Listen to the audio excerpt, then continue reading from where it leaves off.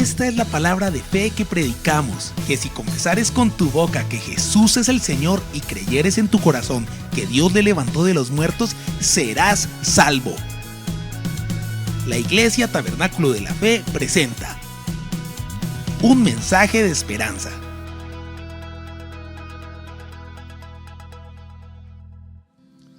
Quiero recordar las palabras del apóstol San Pablo en Hebreos capítulo 12, verso 28. Dice: así que recibiendo nosotros un reino inconmovible, tengamos gratitud y mediante ella sirvamos a Dios, agradándole con temor y temblor.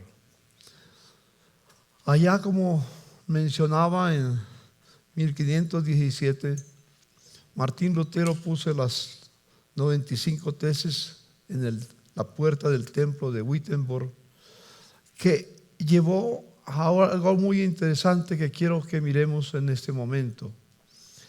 Siempre habla del reino de Dios el Nuevo Testamento, que se refleja en el Antiguo, porque Dios reina de eternidad a eternidad y siempre será Rey, siempre será Dios. Y quiero ilustrarlo de esta manera. Hay lo que se llaman las 5 solas. La primera es solo escritura. Solo escritura. El Salmo 119 honra precisamente todo lo que habla el Salmo 119 es de la palabra del Señor, sola escritura. La segunda es solo Cristo. Solo Cristo en la Biblia. No hay ningún otro mayor, porque el Padre lo exaltó hasta lo sumo y le dio un nombre que es sobre todo nombre. Pero también es solo gracia. Gracia es un favor que recibimos que no merecemos. Ninguno de nosotros merecemos la gracia de Dios. Es un favor inmerecido que recibimos por Jesucristo. Por eso dice el apóstol Pablo: por gracia somos salvos. Por gracia somos salvos. Pero también está solo fe. Por gracia somos salvos por medio de la fe en nuestro Señor Jesucristo. Ahí tenemos 4 solas. La quinta sola es solo gloria a Dios. Solo a Él sea la gloria. Y ese es el marco en el cual se manifiesta el Salmo 119, y todas las Sagradas Escrituras tienen que ver con eso. Tiene que ver con los 10 mandamientos que específicamente el rey David nos menciona en el Salmo 119. Tiene que ver con la gran comisión. La gran comisión que dice: vayan por toda la tierra, todas las naciones, háganlas mis discípulas. Es nuestra responsabilidad llevar el mensaje del Señor a toda la tierra. Ya Dios nos ha guardado con su bondad, con su misericordia. Ahora nos toca a nosotros llevar el Evangelio y hacer discípulos. Quiere el Señor que seamos discípulos. Y también el gran mandamiento que Jesús, que es lo que se llama el Shema Israel, que una vez alguien le preguntó a Jesús: ¿cuál es el más grande mandamiento? Y Jesús les dijo: el más grande mandamiento es este: amarás al Señor tu Dios con todo tu corazón, con toda tu alma, con toda tu mente, con todas tus fuerzas. Y el segundo es semejante a este: amarás a tu prójimo como a ti mismo. En ese marco se revela toda la Sagrada Escritura. En esas pocas palabras se revela el plan de Dios, el plan eterno de Dios, que nosotros estamos analizando en ese Salmo 119. Hoy nos corresponde algo muy interesante. Nos corresponde leer el Salmo 119 del verso 65 al 72. Es la 9ª estrofa de ese acróstico que encontramos. Bien has hecho con tu siervo, oh Jehová, conforme a tu palabra. Enséñame buen sentido y sabiduría, porque tus mandamientos he creído. Antes que fuera yo humillado, descarriado andaba, mas ahora guardo tu palabra. Aleluya. Bueno eres tú y bienhechor. Ahí está la palabra de la bondad, bienhechor. Enséñame tus estatutos. Contra mí forjaron mentira los soberbios, mas yo guardaré de todo corazón tus mandamientos. Se engrosó el corazón de ellos como sebo, mas yo en tu ley me regocijo. Bueno me es haber sido humillado, para que aprenda tus estatutos. Mejor me es la ley de tu boca que millares de oro o plata. En ese salmo, en esa estrofa, quiero que profundicemos un poco en esta mañana. Es, como dije, el atributo esencial de la naturaleza de Dios. Dios siempre es y ha sido bondadoso. Siempre es, siempre será, siempre seguirá siendo bondadoso. Esa bondad del Señor se manifestó en la creación. Si ustedes recuerdan, en el Génesis capítulo 1, hay algo muy interesante. Cada que Dios, cuando dijo Dios, sea la luz, y la luz fue hecha, y dice, y vio Dios que era bueno. Y vio Dios que era bueno. Cada que hacía un paso que está revelado en el capítulo 1 de Génesis, Dios terminaba diciendo, y vio Dios que era bueno. Cuando terminó, cuando creó al hombre y la mujer, y que luego en el capítulo 2 están detalles más de la creación del hombre y la mujer. Pero cuando llega al verso 31, dice, y vio Dios todo lo que había hecho, y aquí que era bueno en gran manera. Y fue la tarde y la mañana del día sexto. Todo lo que Dios ha hecho es bueno. Dios te salvó porque Él es bueno. Dios nos ha dado vida porque Él es bueno. Nos da todos sus dones y talentos para que podamos utilizarlos para el avance del reino de Dios, porque Él es bueno. No hay nada que se escape a la bondad de Dios. Todo lo que Dios creó, todo lo que Dios ha hecho, es bueno en gran manera. Se manifestó también en la caída, cuando el hombre desobedeció, cuando Adán y Eva desobedecieron al Señor. Y ahí en el capítulo 3, resumiéndolo, llegamos a un verso muy interesante que es el verso 21. Recuerdan que cuando leamos el capítulo 3, después de que el hombre y la mujer habían fracasado, habían fallado, habían pecado, y por el pecado entró la muerte y entró el dolor y el sufrimiento a la tierra. Ellos se taparon con hojas de higuera. Lo que el hombre hace es hoja de higuera. Pero Dios hizo algo muy diferente. Al final del capítulo 3 nos dice en el verso 21 lo siguiente: y Jehová Dios hizo al hombre y a su mujer túnicas de pieles y los vistió. El Señor le estaba diciendo al hombre, lo que tú preparas con hojas de higuera no sirve. Entonces Dios anticipó proféticamente lo que Cristo iba a hacer en la cruz. Los vistió con pieles de animales. ¿Qué tuvo que haber en ese momento para que hubieran pieles de animales? Sacrificio. El sacrificio de Cristo estaba anunciado. Desde ese momento lo que iba a pasar. Los cubrió con pieles de animales. Y en ese mensaje que nos envía desde el momento de la creación, desde el momento de la caída, está anunciando que Cristo muere en la cruz del Calvario como el Cordero de Dios para limpiar nuestros pecados y hacernos sus hijos. Ya mi hermano Manuel lo mencionó en el momento que estaba orando y hablando de la palabra. La Biblia lo menciona muy claro que es solamente por la sangre de Cristo, como dice Apocalipsis 7. Apocalipsis 7 es un pasaje muy interesante, cuando menciona que alguien le preguntó a Juan: estos que están vestidos de ropas blancas, ¿quiénes son? ¿Y de dónde han venido? Y Dios,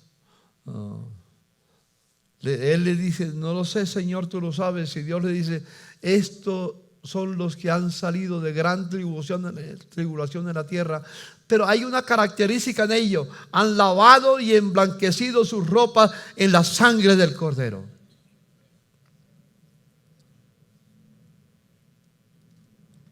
Antes de ser lavado por la sangre del Cordero, tú y yo éramos rebeldes que vivíamos lejos del Señor. Pero el Señor en algún momento tuvo en su gracia convencernos de pecado, de justicia y de juicio, para que viniéramos a Jesucristo. Hermanos, Él proveyó en su bondad, en la caída, un momento muy especial, pero hizo algo más.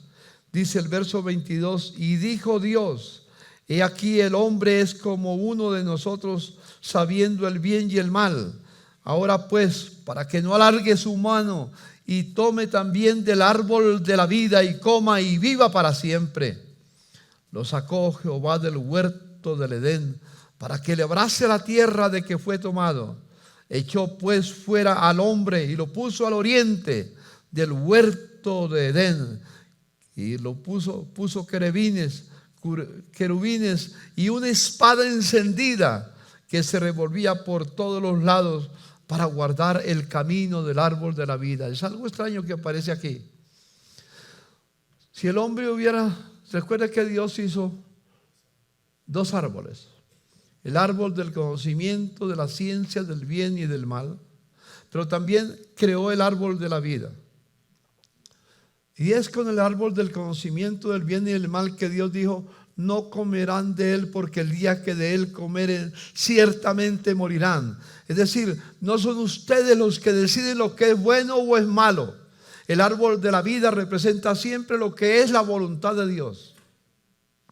Cuando yo vivo en la voluntad de Dios, cuando hago lo que Dios le agrada, cuando hago lo que Dios manda, cuando hago lo que Dios ordena, estoy participando del fruto del árbol de la vida. Pero cuando yo hago lo que yo quiero, estoy participando del árbol del conocimiento del bien y del mal. ¿Por qué el Señor? Y eso lo entenderemos mucho en la eternidad, seguro, cuando estemos con Él. Porque el árbol de la vida vuelve a aparecer en el libro de Apocalipsis. En el capítulo 22 vuelve a aparecer el árbol de la vida, donde da cada año sus frutos, y los frutos son para la sanidad de las naciones. Los frutos son para nosotros. Podemos volver a comer del árbol de la vida, porque ya hemos sido lavados con la sangre de Jesucristo. Y como mencioné hace poco con la experiencia con mi hijo David, él ha disfrutado del árbol de la vida y está en la presencia del Señor. Un día tú y yo vamos a estar también lavados por la sangre de Jesucristo en su presencia. Vamos a vivir con Él. Por eso Dios, si el hombre nos dice aquí una palabra misteriosa que yo no entiendo exactamente, pero simplemente digo lo que él dijo: para que el hombre no alargue su mano en su pecado y coma del árbol de la vida. Quiere decir que seguiría siendo pecador para siempre y nunca habría esperanza para él. Por eso Dios puso un querubín en ese lugar, que con una espada, puso querubines con una espada encendida que se revolvía por todos lados para guardar el camino del árbol de la vida. Por eso el hombre, sin la bondad de Dios, nunca puede disfrutar de su amor, de su gracia. Nunca. Pero cuando Cristo murió en la cruz de Calvario, Dios le dijo a ese ángel: ya di mi vida por ellos, ya derramé mi sangre por aquellos que yo escogí, por aquellos que me han amado, por aquellos que me sirven. Detén la espada, guarda la espada, porque ya el camino al árbol de la vida no está escondido. Vamos a caminar los redimidos por la sangre de Jesucristo en ese camino. Por eso tú y yo hoy podemos decir: ya el ángel, el querubín o los querubines que tenían la espada encendida, esa espada paró para ti. Ahora tú y yo podemos caminar disfrutando del árbol de la vida. En la caída Dios mostró su benevolencia, Dios mostró su bondad. Es por su bondad, porque Dios, como cantábamos, ha sido bueno. Así que no solamente se manifiesta en la creación, se manifiesta en la caída, se manifiesta en la redención. Algo muy interesante que dice en Lucas capítulo 2, es un pasaje muy interesante. Lucas capítulo 2, si ustedes quieren ir conmigo para leer esa hermosa porción de la Escritura. Nos dice en el capítulo 2, del versículo 8 en adelante: cuando el Señor nació, aquella noche que el Señor nació, dice, había pastores en la misma región que velaban y guardaban las vigilias de la noche sobre su rebaño. Y aquí se les presentó un ángel del Señor, y la gloria del Señor los rodeó de resplandor, y tuvieron gran temor. Pero el ángel les dijo: no teman, porque he aquí os doy nuevas de gran gozo, que será para todo el pueblo, que os ha nacido hoy en la ciudad de David un Salvador, que es Cristo el Señor. Esto os servirá de señal: hallaréis al niño envuelto en pañales, acostado en un pesebre. Y repentinamente apareció con el ángel una multitud de las huestes celestiales que alababan a Dios y decían, escuche, gloria a Dios en las alturas, y en la tierra paz, ¿y qué? Y buena voluntad para con los hombres en la tierra. Esa buena voluntad es la misma bondad de Dios para con nosotros. Fue por su buena voluntad, por su bondad, que Jesús vino a la tierra. Y Dios amó tanto al mundo, como oíamos en la lectura de Juan capítulo 3. De tal manera amó Dios al mundo, que dio a su Hijo unigénito, para que todo aquel que en él crea no se pierda, mas tenga vida eterna. Así que, hermanos, los que disfrutan de la bondad de Dios son los que se consideran siervos del Señor. Ustedes recuerdan un pasaje que hemos mencionado bastante. Es en Filipenses capítulo 2. Miremoslo por un momento.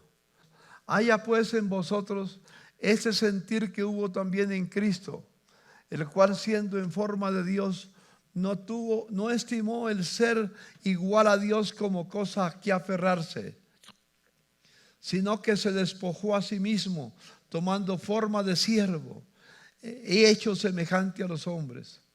Y estando en la condición de hombre, se humilló a sí mismo, haciéndose obediente hasta la muerte, y la muerte de cruz.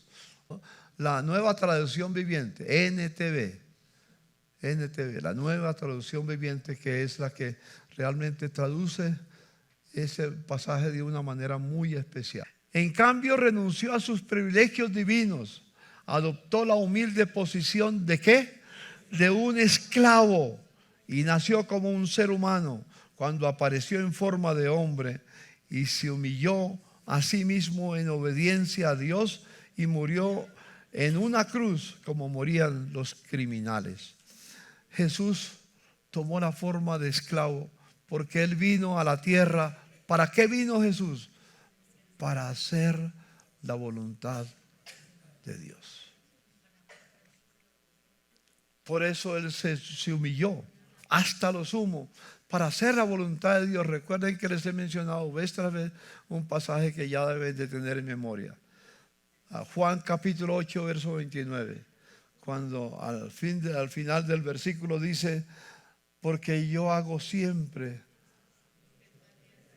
lo que al Padre le agrada. Porque Él se hizo ¿qué? Esclavo.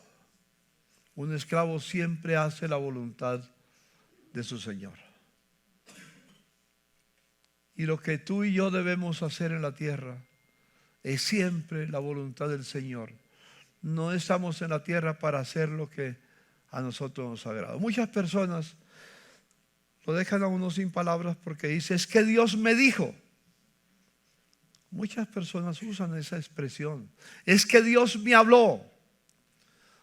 Pues como Dios le habló, uno ¿qué le puede decir? Si le habló, pues haga lo que cree que Dios le habló. Pero normalmente los que dicen Dios me habló están excusándose para hacer lo que les da la gana. Pero nosotros no estamos para hacer lo que nos da la gana, sino para hacer siempre que la voluntad de Dios, la voluntad del Señor. Ustedes recuerdan que he combinado o he tomado una palabra. La palabra en griego es doulos, que la misma palabra en hebreo se llama o se pronuncia como eved. V larga, E-D, eved. Es la palabra que en hebreo se utiliza. Eved significa esclavo también, de la misma palabra que se traduce doulos en el griego. Eved.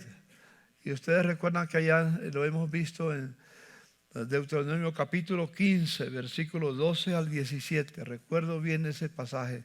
Cuando una persona en el pueblo de Israel se vendía como esclavo a un judío, a otro judío, entre judíos se vendían, porque algunos habían fracasado en sus negocios y no tenía cómo vivir, no tenía los recursos para vivir. Entonces se vendía como esclavo, pero esa esclavitud era solamente por 6 años, nada más.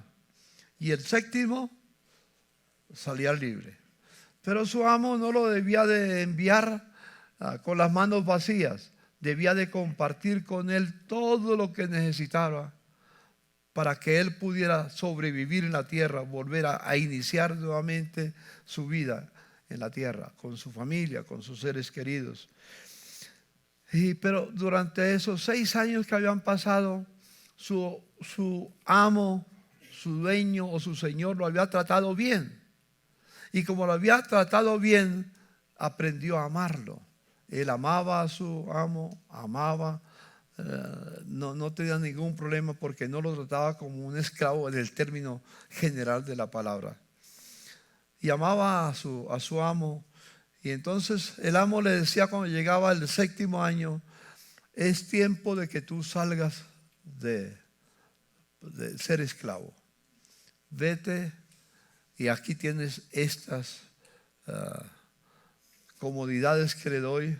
Comparto contigo lo que Dios me ha dado a través de ti, porque por 6 años trabajaste para que yo tuviera los bienes que tengo. Pero el esclavo que estaba como esclavo hasta ese momento le decía: mira, yo realmente no quiero ser libre, quiero estar como esclavo para siempre, con todo, porque te amo a ti. Y el amor que te tengo a ti no me permite perder el amor. Tengo la libertad entre ser libre o amarte todo el resto de la vida. El pasaje es muy hermoso. Cuando recibía esa palabra, el amo le decía a los jueces que él no se quería ir. Los jueces venían, consultaban con él, y si él afirmaba: no, yo quiero quedarme como esclavo para siempre, entonces tomaban una lesna y le horadaban la oreja. Y cada que veían a uno de ellos con la oreja horadada, era un esclavo para siempre, pero no un esclavo porque le tocaba, sino un esclavo por amor. Y yo he decidido, porque usted tiene la libertad hoy todavía de tomar la decisión de si sigue siendo esclavo del Señor. En otras palabras, si sigues haciendo lo que Dios manda o quieres hacer lo que tú quieras. Pero yo he decidido hace muchos años ser esclavo del Señor, porque Él me trata bien. Me trata bien. Y yo soy un esclavo de oreja horadada. ¿Cuántos de ustedes son esclavos de oreja horadada? Levanten la mano.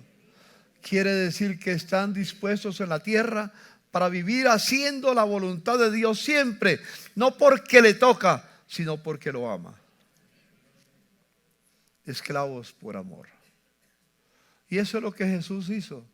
Jesús era un siervo, usando la expresión, un esclavo con oreja horadada, porque vino a la tierra para hacer la voluntad de Dios.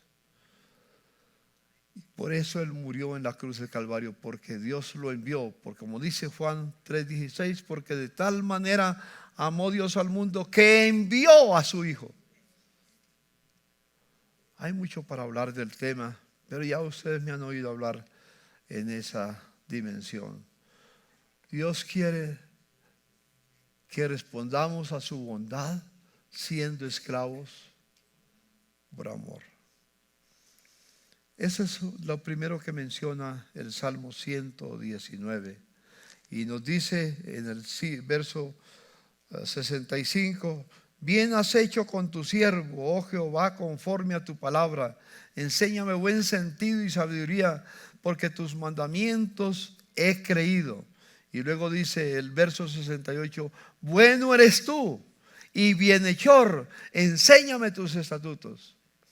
Uno que decide aceptar la bondad de Dios le pide al Señor que le enseñe sus estatutos, porque Él quiere hacerlos, quiere vivir en ellos. Y espero que entendamos el mensaje del Salmo 119. Está escrito para aquellos que quieren, que desean, que anhelan vivir solo en la voluntad de Dios. Como el Señor lo dijo tantas veces allá en Mateo capítulo 6, del versículo 9, cuando nos repite el Padre, enseñó a sus discípulos a orar con esa hermosa oración que dice: Padre nuestro que estás en los cielos, santificado sea tu nombre, venga tu reino y, ¿qué dice? Hágase tu voluntad aquí en la tierra como se hace en el cielo. En el cielo vamos a vivir eternamente haciendo su voluntad, pero no lo haremos con dolor, sino con alegría, porque Dios es bueno. Porque Dios es bueno. Y Dios en la eternidad, como en la tierra, quiere el bien para ti. Es bondadoso contigo y bondadoso conmigo. En el cielo será bondadoso por toda la eternidad. Por eso seremos herederos y coherederos con Cristo de todos los bienes celestiales. En este mundo de repente podemos tener escasez. En el cielo no tendremos escasez, porque todo lo que es del Padre es nuestro. Pero hay algo que quiero mirar en ese pasaje que estamos leyendo. El verso 67 dice: antes que fuera yo humillado, descarriado andaba. Hay muchos ejemplos en la Biblia. Voy a mencionar un ejemplo de un hombre que en un tiempo siempre fue un hombre conforme al corazón de Dios. ¿Se acuerdan cómo se llamaba? David. David es el que escribe el Salmo. A veces algunos intérpretes de la Biblia dicen que no saben quién es, pero todo lo que dice el Salmo es porque él lo vivió, lo recibió.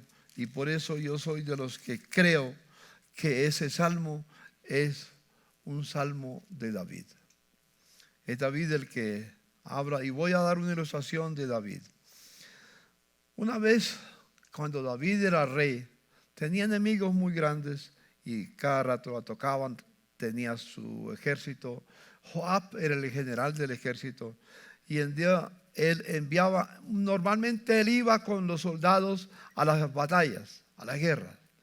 Pero en esa oportunidad no fue, se quedó en casa. Le dijo a Joab: ve con el ejército y defiende el reino. Y él se quedó en casa. Cuando uno, no sé por qué se quedó en casa, no sé por qué se quedó en palacio, porque él siempre salía a la batalla con su ejército, no los mandaba solos, siempre salía a la batalla con ellos. Pero ese momento se quedó solo en la casa, y tal vez para descansar, para tomar vacaciones. No dice por qué, solamente dice que no fue a la batalla. Eso está en 2 de Samuel capítulo 11, que ustedes pueden anotarlo y después leer la historia. Yo voy a narrarla sencillamente, porque son 2 capítulos, el capítulo 11, capítulo 12, pues después voy a ver la otra parte.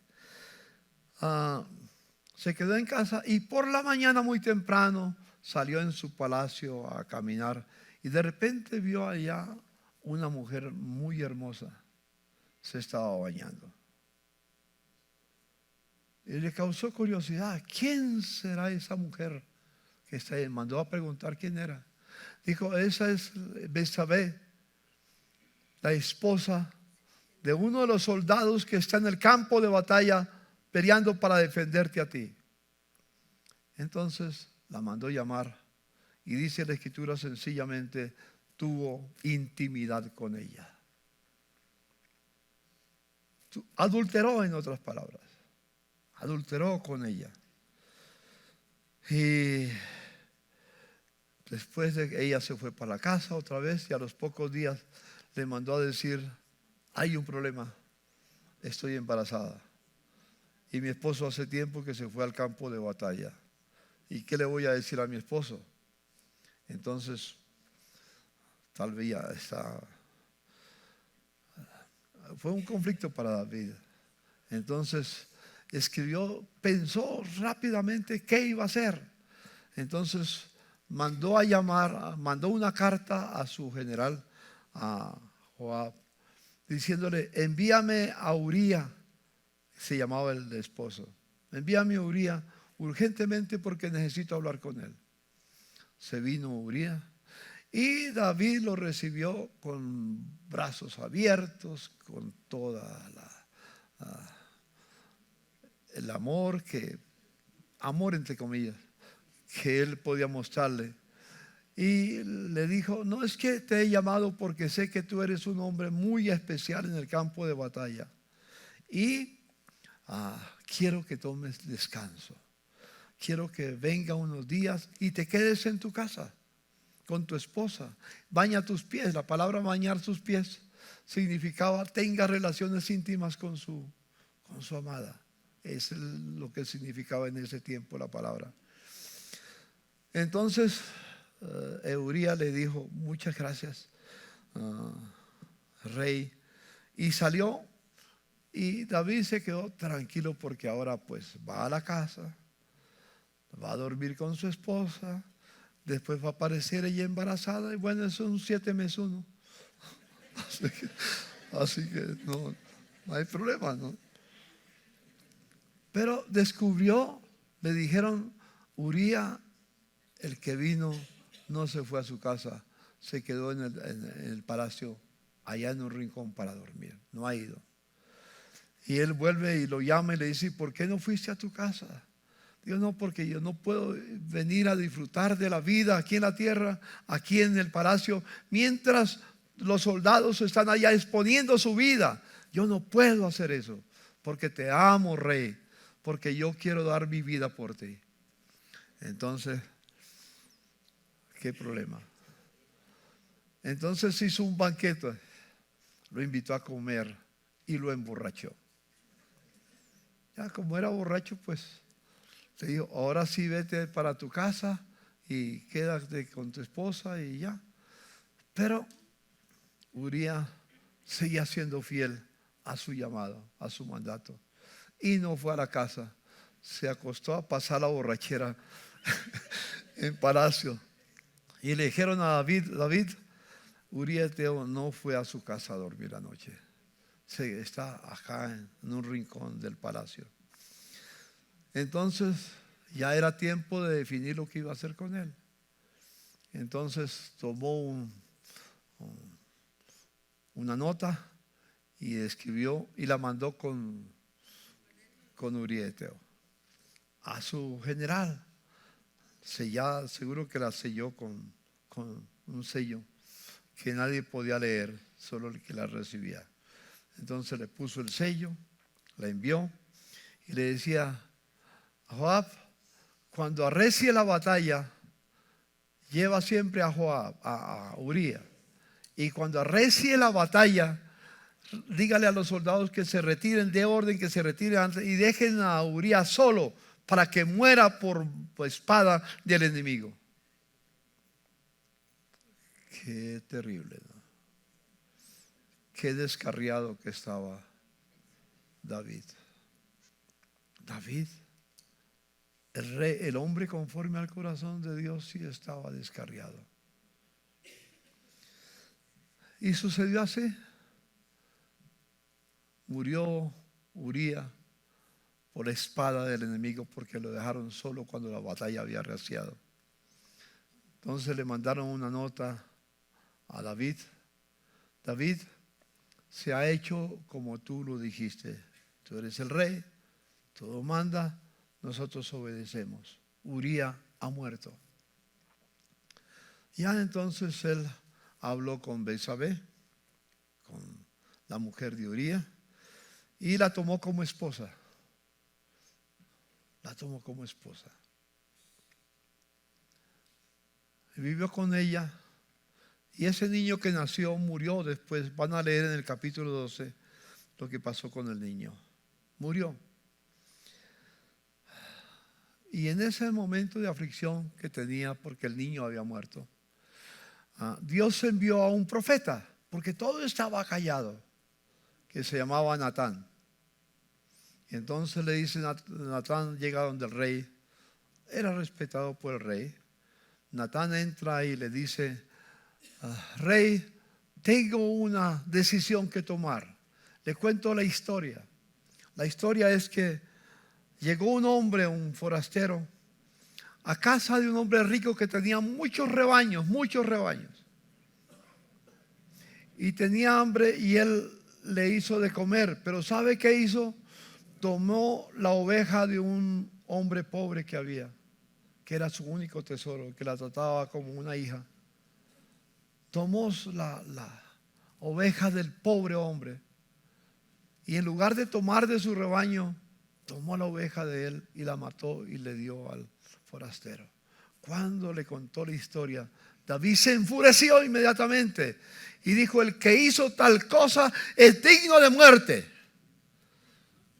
Y Natán le dice: David, tú eres ese hombre, porque Dios te ha colmado con bondad, con tantas cosas, y mataste al esposo de Betsabé para quedarse con ella.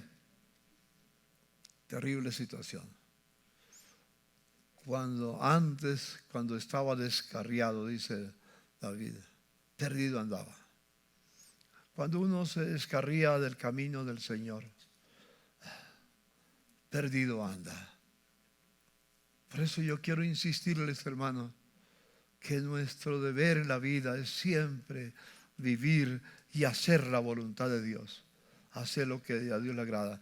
Los 10 mandamientos que están reflejados en el capítulo 119 del Salmo, ese Salmo está basado en los 10 mandamientos principalmente.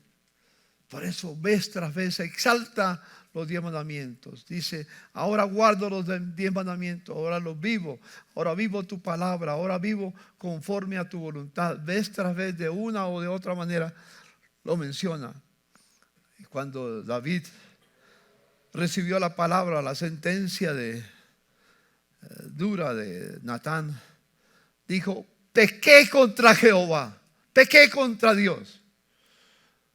Y le pide perdón a Dios. Y entonces escribe la experiencia en un salmo. ¿Se acuerdan cuál es? Salmo 51. Vamos, abran sus Biblias. Vamos a leerlo, no vamos a verlo en pantalla. Vamos al Salmo 51. Escribe su experiencia en ese momento. Si ustedes ven en la introducción de sus Biblias, por lo menos en la Reina Valera que yo tengo, dice: al músico principal, Salmo de David, cuando después que se llegó a Betsabé, vino a él Natán el profeta. Y dice, David escribe diciendo: ten piedad de mí, oh Dios, conforme a tu misericordia, conforme a la multitud de tus piedades, borra mis rebeliones, lávame más y más de mi maldad y límpiame de mi pecado, porque yo reconozco mis rebeliones y mi pecado está siempre delante de mí. Contra ti solo he pecado y he hecho lo malo delante de tus ojos, para que seas reconocido justo en tu palabra y tenido por puro en tu juicio. He aquí, en maldad he sido formado, en pecado me concibió mi madre. Es decir, tiene la naturaleza humana que recibió a través de su descendencia. He aquí, tú amas la verdad de lo íntimo y en lo secreto me has hecho comprender sabiduría. Purifícame con hisopo y seré limpio. Lávame y seré más blanco que la nieve. Hazme oír gozo y alegría y se recrearán los huesos que has abatido.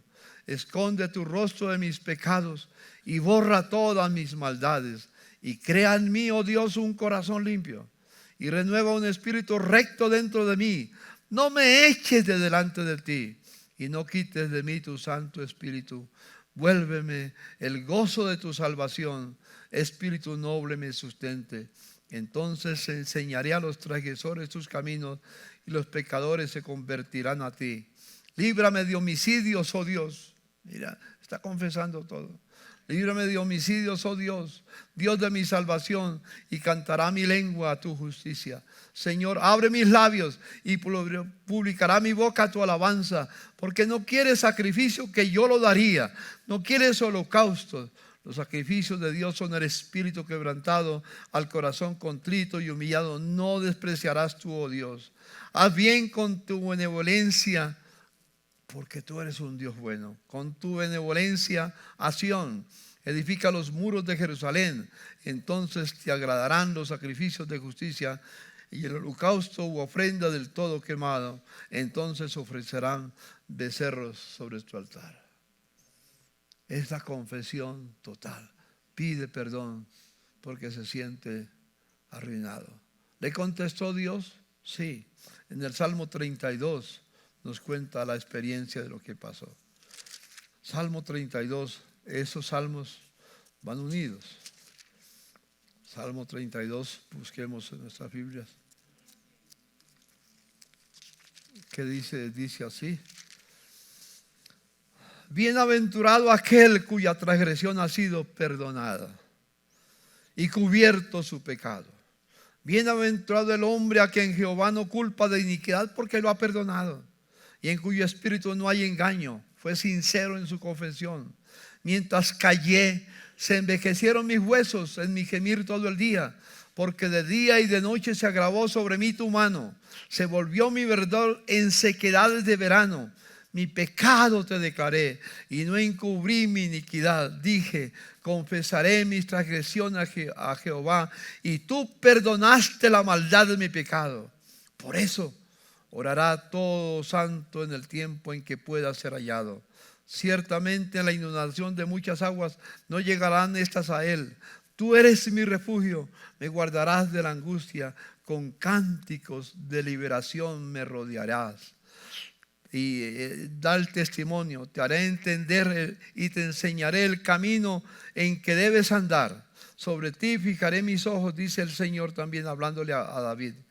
No seáis como el caballo o como el mulo sin entendimiento, que ha de ser sujetado con cabestro y con freno, porque si no, no se acercan a ti. Muchos dolores habrá para el impío, mas el que espera en Jehová le rodea la misericordia. Quiero hablar de la palabra misericordia un momentico ahorita. Alegraos en Jehová y gozaos justos, y cantad con júbilos todos vosotros los rectos de corazón. En el Salmo 32 nos habla del resultado de su confesión. Dios le perdonó. Déjeme decirte, hermano, si has pecado contra Dios, es tiempo de volver tus ojos a Dios y confesarle a Dios sus pecados y apartarse y vivir solo para el Señor. Dice, me alcanzó la misericordia. ¿Qué es misericordia?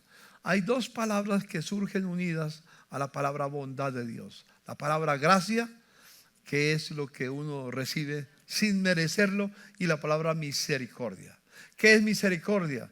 La misericordia viene para detener el juicio de Dios hasta que uno se arrepiente. ¿Y cuando se arrepiente?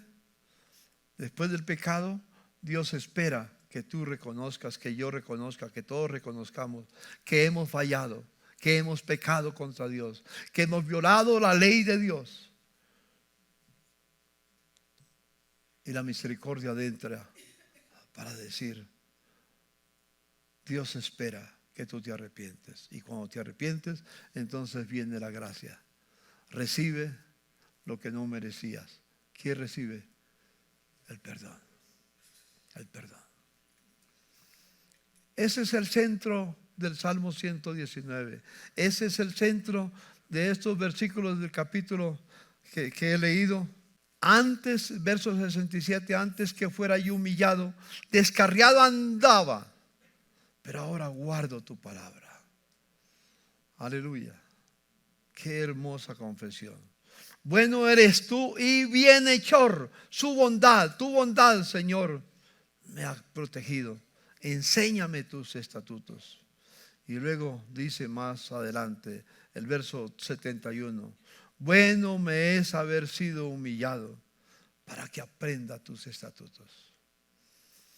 Hermanos, es tan hermosa la palabra del Señor. Dios quiere que caminemos con Él en santidad. Y cuando, quizás muchas veces, cuando no hemos andado en la voluntad de Dios, no necesariamente en adulterio, en cualquier desobediencia de lo que el Señor manda, viene una verdad que quiero dejar con ustedes. Está en el libro de Hebreos, en el capítulo 12. Hebreos capítulo 12. Dice del verso 3 al 11. Voy a leer Hebreos 12, del 3 al 11. Considerad a aquel que sufrió tal contradicción, o sea Jesús, de pecadores contra sí mismo, para que vuestro ánimo no se canse hasta desmayar. Porque aún no habéis resistido hasta la sangre combatiendo contra el pecado. Y habéis olvidado la exhortación que como a hijos se dirige diciendo, hijo mío, hija mía, no menosprecie la disciplina del Señor, ni desmayes cuando eres reprendido por Él, porque el Señor al que ama, disciplina. Y azota a todo aquel que recibe por hijo. Si soportáis la disciplina, Dios os trata como a hijos. Porque ¿qué hijo aquel a quien el Padre, qué hijo es aquel a quien el Padre no disciplina? Pero si se os deja sin disciplina, de la cual todos han sido participantes, entonces sois bastardos y no hijos.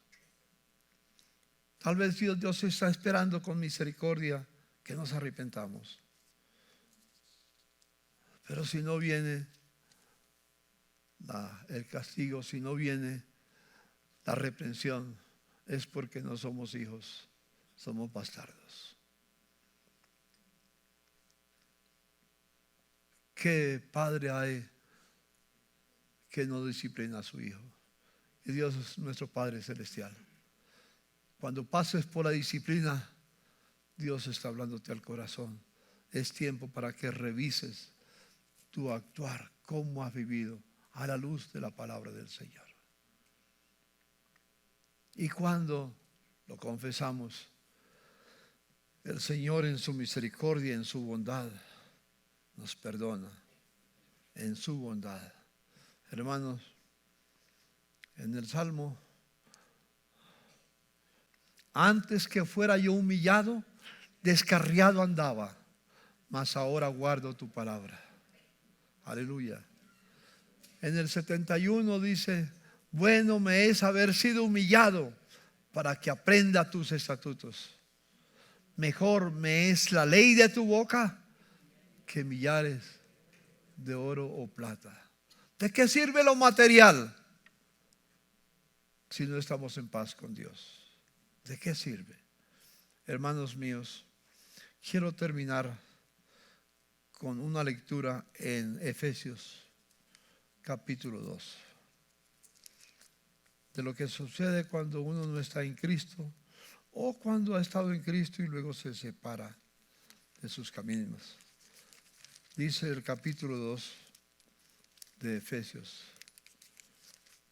lo siguiente: Él os dio vida a vosotros cuando estabais muertos en vuestros delitos y pecados, en los cuales anduvisteis en otro tiempo, siguiendo la corriente de este mundo, conforme al príncipe de la potestad del aire, el espíritu que ahora opera en los hijos de desobediencia, entre los cuales también todos nosotros vivimos en otro tiempo, en los deseos de nuestra carne, haciendo la voluntad de la carne, es decir, haciendo lo que nos da la gana, y de los pensamientos, y éramos por naturaleza hijos de ira, lo mismo que los demás.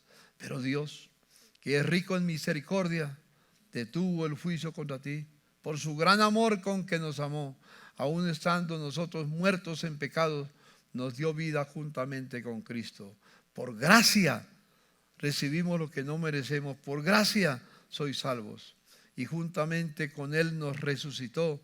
Asimismo nos hizo sentar en los lugares celestiales con Cristo Jesús, para mostrar a los siglos venideros las abundantes riquezas de su gracia en su bondad para con nosotros en Cristo Jesús. Porque por gracia sois salvos por medio de la fe. Y esto no es de vosotros, es un don de Dios, no por obras para que nadie se gloría, porque somos hechura suya. Me gusta la palabra hechura en griego porque es la palabra poema.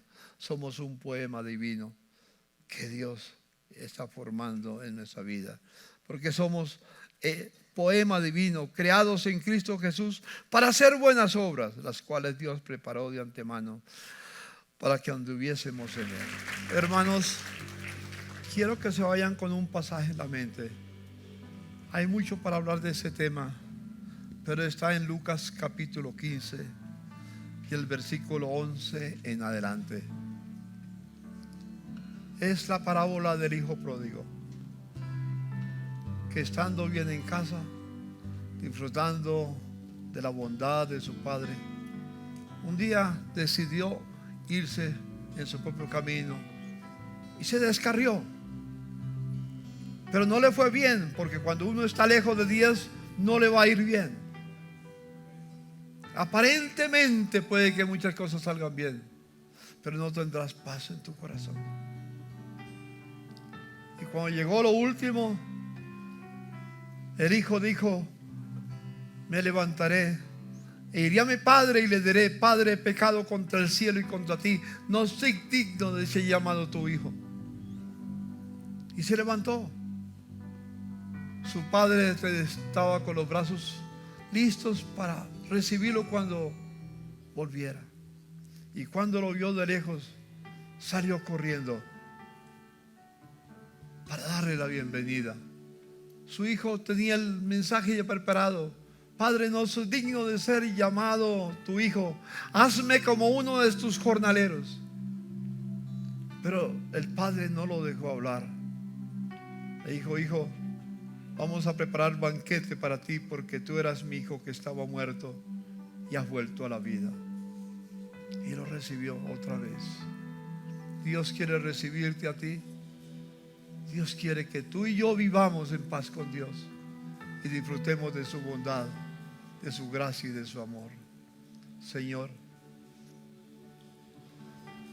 gracias, Dios mío. Si hay alguna persona que sabe que su corazón no tiene paz para con Dios y no quiere pasarlo, quiere hacer personalmente, déjame orar contigo.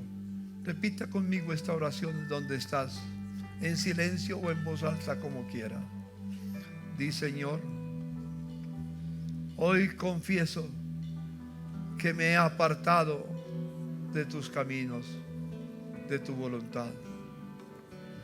Hay cosas que he hecho que no debía de haber hecho, Señor, y que no debo seguir haciéndolas. Perdóname, Padre. Te pido perdón.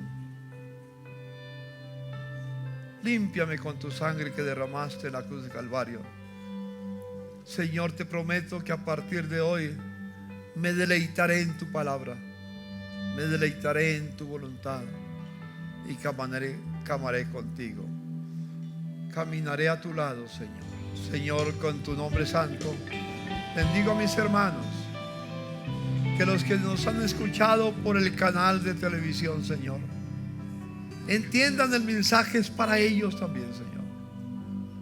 Y todos los que estamos aquí, Señor, hoy te damos gracias, porque tu bondad es incomparable, Señor. Tú eres un Dios lleno de bondad, lleno de gracia, lleno de misericordia y lleno de amor. Permítenos vivir para ti solamente. Gracias, Padre, en el nombre de Jesús. Amén. Amén. El Tabernáculo de la Fe presentó un mensaje de esperanza.